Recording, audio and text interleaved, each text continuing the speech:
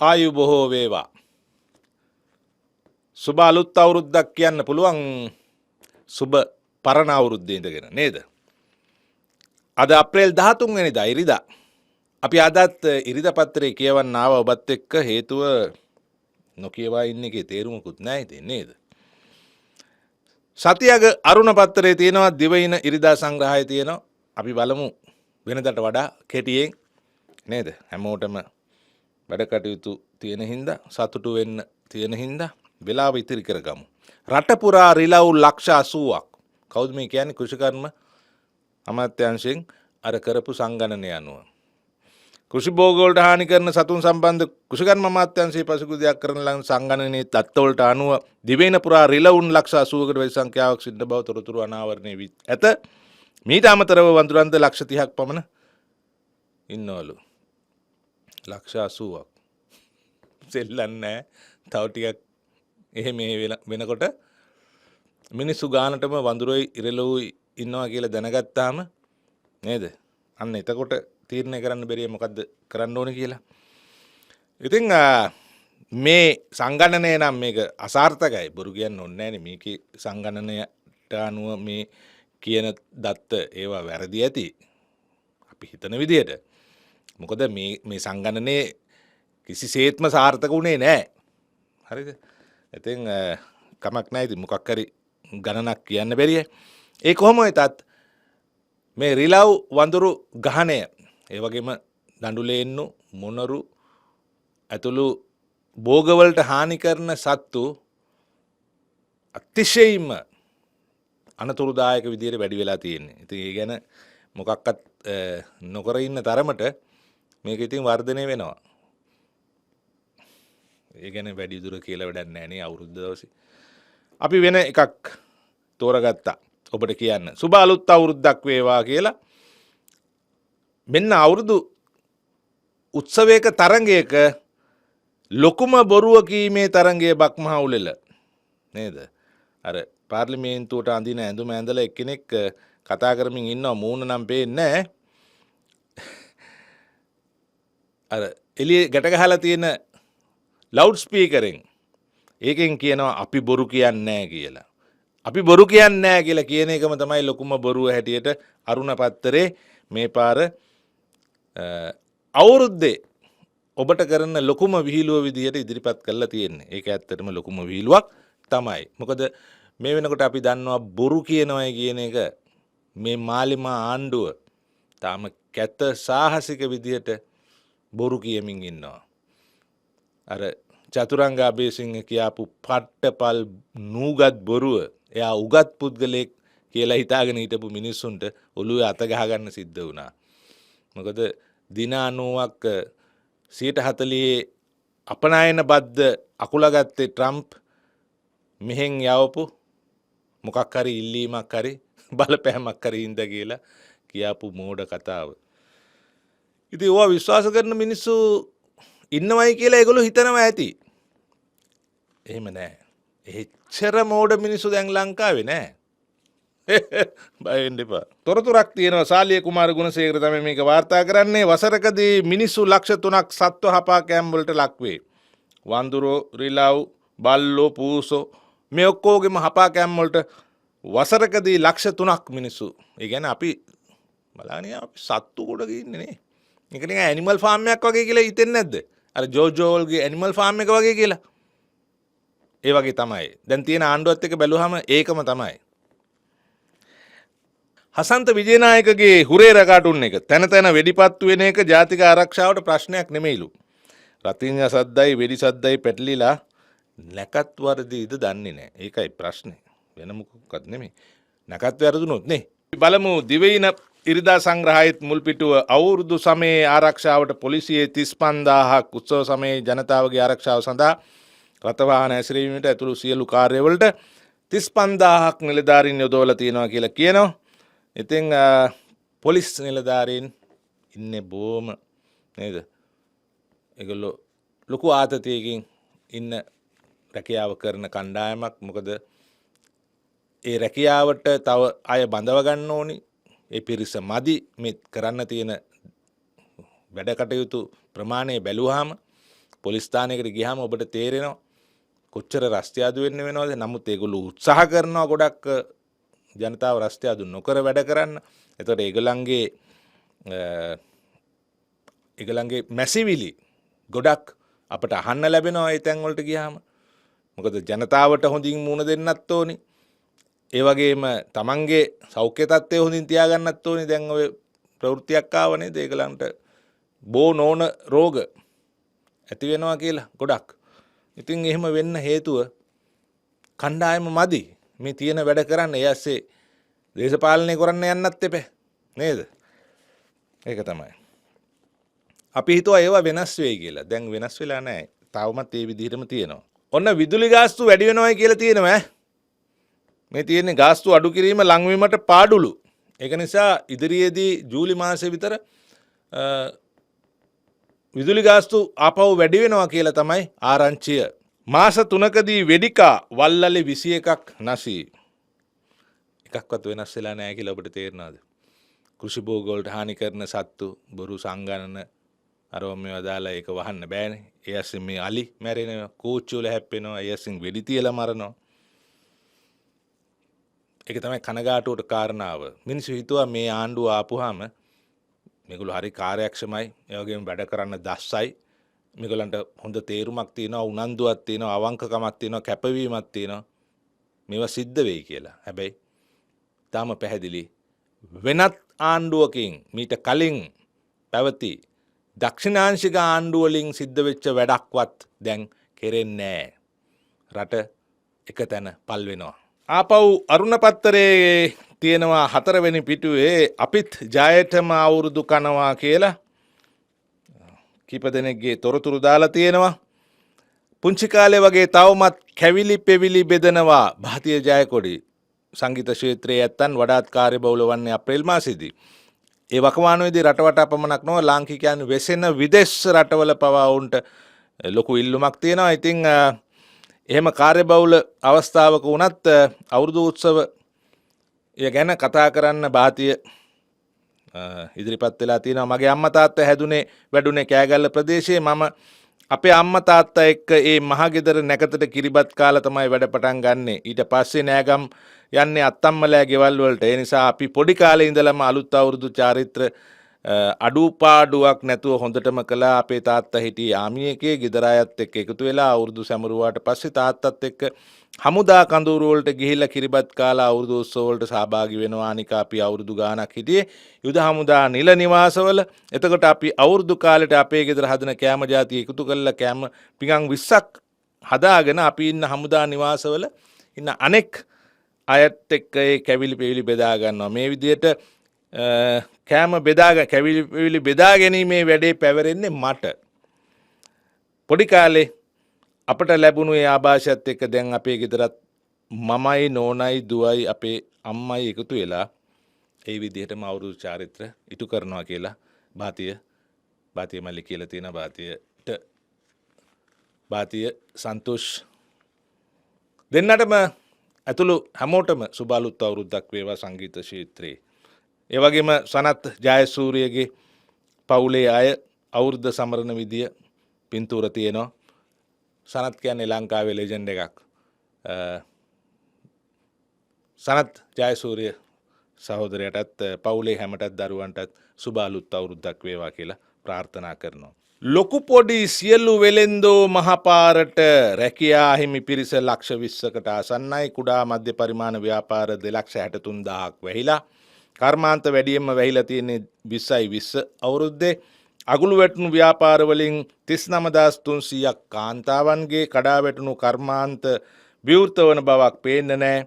වික්‍රමසිංහ පාලන ක්‍රමය මාලිමා රජය වෙනස් කරලා නැහැ කියලා මේ ලිපිය තියෙනවා. තරංග රත්නවීරගේ ලිපිය no job no money now what. ඉතින් දිවයින සතියේ විශේෂ අනාවරණයේ විදියට මේ ඉදිරිපත් කරලා තියෙන එක ඔබ බලන්නකෝ නුවර පාරේ ප්‍රධාන පාරවල් වල වාහනයක යනකොට හයිවේ එකේ යනකොට නෙමෙයි සාමාන්‍ය අනිත් පාරවල් වල යනකොට හුඟා ආයතන මේ දවස්වල නෙමෙයි මං කියන්නේ මේ දවස්වල කොහමද අවුරුදු ඉඳ වහලා එහෙම නෙමෙයි සාමාන්‍ය දවසක යන්න හුඟා කඩවල් ආයතන වැහිලා ගිහිල්ලා. වැහිලා ගිහිල්ලා. මිනිස්සු හුඟක් පාරට ඇවිල්ලා එදිනෙදා ව්‍යාපාර කරනවා. කරන්න දෙයක් නැති හින්දා.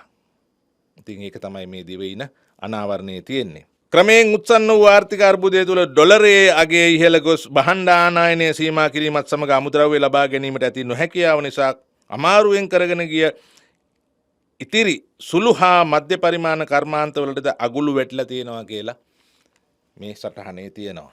දිවයිනේ තවත් හොඳ ලිපියක් තියෙනවා. එහෙත් මෙහෙත් කොහෙත් තවමත් නැත බෙහෙත්. වෛද්‍ය හා සිවිල් අයිතිවාසිකම් පිළිබඳ වෛද්‍යවරුන්ගේ වෘත්තීය සමිති සන්ධානයේ සභාපති විශේෂඥ වෛද්‍ය චමල් සංජීව තමයි මේ තොරතුරු කියන්නේ. රමින්ද මාවතගේ තමයි වාර්තා කරන්නේ. ඖෂධ නොමැතිව රෝගීන් දැඩි දුෂ්කරතාවක. ජනරමත් ඖෂධ 170ක් හිඟයි හෘද රෝගීන්ට දියවැඩියා රෝගයට දෙන ඖෂධත් ඒ අතර බාල බෙහෙත් මහමොලකරු කෝප් කමිටුවේදී හෙළිවෙයි. රෝගීන් රැසකගේ ඇස් අන්දවීමට හේතු අක්ෂිදියරය ගෙන්වන ලද සමාගම තවමත් අසාදු ලේඛන ගත කර නෑ. බෙහෙත් හිඟ නිසා හොර බෙහෙත් විකුණන ජාවාරම් වැඩි වෙලා කියලා තියෙනවා. ඉතින් මේ ලිපිය තාම වටින ලිපියක්. බෙහෙත් එක්ක සෙල්ලම් කරන රටක්. ඊළඟට ආපහු අපි අරුණ පත්තරේ කතුවැකියට යනවා. ප්‍රධාන සංස්කාරකගේ ලිවීම කියලා තමයි අපි ඒක කියන්නේ. කතුවැකිය කතෘල පත්‍රවල නැති හින්දා. මෙවර අවුරුද්දට සතියට දෙකට පමණ පෙර සිට වීදි වෙළෙන්දන් අවුරුදු කාලයේ වෙළඳාම ගැන කියන කතා රූපවාහිනී ප්‍රචාරය වේ. බොහොමයක් වෙළෙන්දන් සිනාමුසු මුහුණෙන් කීවේ මෙවර වෙළඳාම ජය බව. ඇතැම් වෙළෙන්දෝ සාපේක්ෂතාවාදීෝ. ගිය අවුරුද්දට වඩා නම් මේ අවුරුද්දේ හොඳටම බඩු විකිණුණා කීවේ ඔවුන්ය. සැබැයිම දින 20කට පමණ පෙර ප්‍රකට රෙදිසාප්පු කීපයක් ඉදිරියේ දැවැන්ත පෝලින් තිබුණේ අවුරුද්දට හොඳට ජයට අඳින්න මිනිස්සු සූදානම් වන බව පෙන්වීමටය. අවුරුද්දේම හෙළුවෙන් ඉඳලා වාගේ ඒ දිහා බැලලා කෙනෙක් කියලා තියෙනවා මුන් නිකන් අවුරුද්දේම හෙළුවෙන් ඉඳලා වගේ නේ කොහොමේ දැන් පොලිමේ ඉන්නේ කියලා. අනේ වාසනාවන් මේ අවුරුද්දේ කාටවත් මුකුත් කියන්න බෑ. ඒ ගැන කාටත් කටපුරා කියන්න පුළුවන් අනේ වාසනාවන් කියලා. මේක ටිකක් අයිරොනිකලි ලියපු එකක්. ඒ කියන්නේ සරදම් සහිතව ලියපු ලිවීමක්. අපේ භාෂාවේම තියෙන්නේ අවුරුදු කනවා කියයි. අවුරුදු සමරනවා කියන්නේ බොරු ශිෂ්ටකමටය. අවුරුදු සමරනාය කියන්නේ අවුරුදු කුමාරයා වලකච්ච ගැසූ නිසාද නැත. අප කළ හැටි භාෂාවෙන් පෙනේ අවුරුද්ද තියෙන්නේ කන්න. ඒ කාම සුකල්ලිකානුයෝගයේ කෑල්ලක. ඒ නිසා කවුරුත් පරණ දේ අමතක කර එක්ව කාබී සතුටු අවුරුදු කරත්වා කියලා අරුණ පත්තරේ ප්‍රධාන සංස්කාරක ලියලා තියෙනවා. ටිකක් නිකන් කලකිරිලා ඒ වගේම කියාගන්න දෙයක් තියෙනවා. කියාගන්න බැරුව වගේ උපහාසය සෝපහාසය කේන්තිය ඔක්කොම මේ සංස්කාරක සටහනේ තියෙනවා.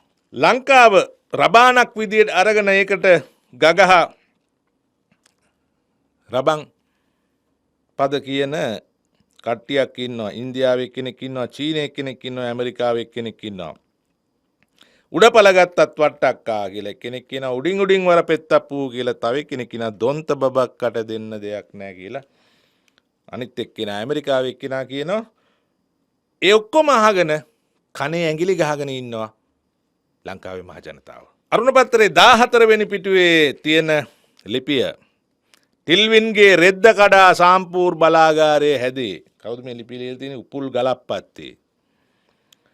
සාම්පූර් ව්‍යාපෘතියේ මුල් ගල තබා ඇති වර්තමානයේ බිමල් රත්නායක පාර්ලිමේන්තුවේ සභානායකයා මීට වසර 9කට පෙර තමා විමසූ පැනයකට දැන් බිමල්ට උත්තර දිය හැකිය. මක් නිසාද යත් අනුර මෝදි අත්සන් කළ සාම්පූර් ඇතුළු ත්‍රිකුණාමල බලශක්ති ගිවිසුම්වල තොරතුරු කිසිදු තොරතුරක් රට්ටුන් තබා ඔවුන්ගේ ආණ්ඩුවේ ඇමති මණ්ඩලයේ සමාජිකයන් පවා නොදන්නේ යයි විපක්ෂය චෝදනා කරන නිසා ඒවා කෙසේ වුවද ජනතාව ගුණාට අන්දන සමය අවසන් කොට සාම්පූර් බලාගාරය මෙවර හෝ ඉදිවී එහි ආලෝකයෙන් රටේ ජනතාව තවදුරටත් අඳුරේ අතපත ගාන සමය නිමාවනු ඇතැයි යන්න දේශහිතයිශීන්ගේ පැතුමයි කියලා උපුල් ගලප්පත්ති ලියලා තියෙනවා. දිවයින පත්තරේ දෙවනි පිටුවේ තියෙනවා ඉතිහාසයේ පළමු වරට බිත්තරයට වැට් අවුරුද්දටත් බිත්තර කාල හමාරයි. බිත්තරයකට රුපියල් 5-6ක වැඩ් බද්දක්.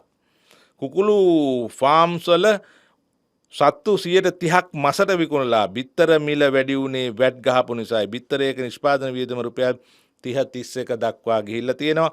අර Facebook එකේ බිත්තරේ රුපියල් 20ට දාලා පින්තූර දාලා පෙන්නපු හාදේ නැද්ද දන්නේ නැහැ දැන් නේ. පුදුම වහල්ලු ටිකක් ඉන්නේ. බිත්තර පරිභෝජනය අඩු වුණොත් මන්ද පෝෂණය තවත් වැඩි වෙනවා. මෙරට බිත්තර පිටරට පැටවීම සුරංගනා කතාවක්. ඇත්ත වශයෙන්ම. පිටරට පටවන්න ඉතින් ලංකාවේ මිනිසුන්ට කන්න තියෙන්නේ. බිත්තරේ යනු ශරීර සෞඛ්‍යයට අත්‍යවශ්‍ය ආහාරයකි. ශරීරයට උරා ගැනීමේ ශක්තිය බිත්තරවල 90%කි. උරා ගැනීමේ ශක්තියෙන් බිත්තරේ දෙවනි වන්නේ මව් කිරි වලට පමණි. එමෙන්ම මිනිසාගේ මොළයේ සෛල වර්ධනයට මෙන්ම ශරීරයේ ක්‍රියාකාරීත්වයට බිත්තර පරිභෝජනය අත්‍යවශ්‍ය බව වෛද්‍ය පරීක්ෂණ වලින් සොයාගෙන ඇත. ඉතින් ඩොක්ටර් ජානක වන්නකු කියන කතාව ඇත්ත. ඔහු කියන්නේ දියවැඩියාව පවා සමනය කරගන්න පුළුවන් දවසකට බිත්තර 3-4ක් පිළිවෙලක් ඇතුව කෑවොත් කියලා. ඉතින් එහෙව් වටිනා බිත්තරේ මේ වගේ ගණන් ගියාම කොහොමද ඉතින් මිනිස්සු බිත්තර කන්නේ? තරංග රත්නවීරගේ ලිපිය. එමනම් අපි අද අරුණ පත්තරෙන් හමාර කරමු අපේ ඉක්මනින් කරපු අන්තිම පිටුව. අන්තිම පිටුවට දැන් රසිකයෝ විශාල ප්‍රමාණයක් එකතු වෙමින් ඉනවා. කලින් හිටපු දේශපාලන වහල්ලු ටික ඉවත් වෙලා ගියාට පස්සේ දැන් අලුතෙන් අපිත් එක්ක එකතු වෙමින් යනවා විශාල පිරිසක්. අපේ කණ්ඩායමත් එක්ක කරන බදාදා සෙන්සුරාදා වැඩසටහනටත් ලොකු ප්‍රතිචාරයක් තියෙනවා. එමනම් අරුණ පත්තරේ 17 වෙනි පිටුවේ තියෙනවා ලිපියක් කුමාර් ගුණරත්නම් පෙරටුගාමී සමාජවාදී පක්ෂයේ ප්‍රධාන ලේකම් ඉන්දියාවට එරෙහිව බිත්තිවල ලියද්දී ටිල්වින් අපිත් එක්ක හිටියා. අනුරලා ඒ කාලේ නෑ. කවුද කුමාර ගුණරත්නම් කියන්නේ? කුමාර ගුණරත්නම් කියන්නේ කවුද? මම නම් දන්නේ. එදා ජවිපෙට ඉන්දියානු අධිරාජ්‍යවාදී මැදිහත්වීම පිළිබඳ ගැඹුරු දර්ශනයක් තිබුණත් අද ඒ ජවිපෙන් ඉවත් කරලාද කියලා ප්‍රශ්නයක් අහනකොට කුමාර ගුණරත්නම් කියලා එක්කෙනෙක් ඉන්නවා මෙතන. එයා කියනවා මෙන්න මෙහෙම. අපි විශ්වාස කරනවා අපේ විදේශ ප්‍රතිපත්තිය නොබැඳි ප්‍රතිපත්තිය විය යුතුයි කියලා. අපි එහෙම කියන්නේ විදේශීක රටවල ඉත්තෙක් බවට අපිපත් වෙන්න ඕනේ නැති නිසා එහෙම නොවුනොත් ජාත්‍යන්තරය තුළ අපි බලවත් සතුරන් නිර්මාණය කරගන්නවා. පසුගිය ආණ්ඩු හැම එකක්ම නොබැඳි ප්‍රතිපත්තිය පසක තිබෙදී ලෝක විවිධ රටවලට තියෙන බලපෑම් වලට යටත් වෙලා කටයුතු කළා. ඒ නිසා දොළපිදේනි දෙන එක ආණ්ඩුවෙන් ආණ්ඩුවට මාරුවට කරන්නත් පටන් ගත්තා. ඒක මේ ආණ්ඩුවත් කරන බව ඉතාම පැහැදිලියි. එහෙමනම් පෙරටුගාමී සමාජවාදී පක්ෂයේ ප්‍රධාන ලේකම් කුමාර් ගුණරත්නම්ගේ ලිපිය සටහන් කරලා තියෙන ජයසූරිය උඩු කුඹුර. ජනරජය ලිපියත් 8 වෙනි පිටුවෙන් ගමු අරුණ පත්තරේ. මෝදි එයි රූකඩ නටවයි. මහා රූකඩ සංදර්ශනය. මෝදි රූකඩ නටවන විදිය අන්න සිංහලේ අවසාන රජ්ජුරුව ශ්‍රී වික්‍රම රාජසිංහගේ හුරුවට ඇඳපු පින්තූරයකුත් ඒකේ තියෙනවා. ජනාධිපති උන් නැත් වාඩි වෙලා ඉන්නවා පැත්තකින් නේද? අනුරට මැදිහත් වෙන්න බෑලු. පාස්කු ප්‍රහාරය පිළිබඳව වන විමර්ශන පසුගිය සතිය වන විට යලිත් කරලියට පැමිණියේ. ඒ රාජ්‍ය බුද්ධි සේවයේ නිලධාරීන්ගේ ගෙන් ප්‍රශ්න කිරීමට සූදානම් වීමත් සමග මේ ප්‍රශ්නය කරලියට ආවේ ආණ්ඩුවේ ඇතම් ස්තර මෙන්ම ආරක්ෂක අංශ නිලධාරීන් ඊට විරෝධය දැක්වීමේ අවසානයේ එම ප්‍රශ්නය ජනාධිපතිවරයා ළඟට ගියේ. මම ඔයාට මැදිහත් වෙන්නේ නැහැ. අවශ්‍ය විදියට පරීක්ෂණ කරගෙන යන්න පොලිසියට නිදහස දීලා තියෙන්නේ කියලා ජනාධිපති කියලා තියෙනවා. එමනම් හිතවතුනි අද අන්තිම පිටුව අපි හමාර කරනවා වෙනදට වැඩිය ටිකක් වේලස්සනින්. කොහොමදත් අපේ ප්‍රාර්ථනාව තමයි හරි විදිහට වෙනස් වුණු රටක්. ඒ ප්‍රාර්ථනාව අපි නැති කරගෙන නැහැ. ඒක නිසා මේ 2025 සිංහල හින්දු අලුත් අවුරුද්දේ අප්‍රේල් 13 වෙනිදා අද ඔබට ප්‍රාර්ථනා කරනවා. අද ඉරිදා දවසක් නිවාඩු පාඩුවේ ඉන්න ගමන් පොඩි කල්පනාවක් දාගෙන නිදහසේ විවේකීව ඉන්න ගමන් හිතන්න මෙහෙම අපේ රට අපි කොහොම හරි විදියට වෙනස් කරමු කියලා. ඔබට ආයුබෝවන් සුබ අලුත් අවුරුද්දක් වේවා.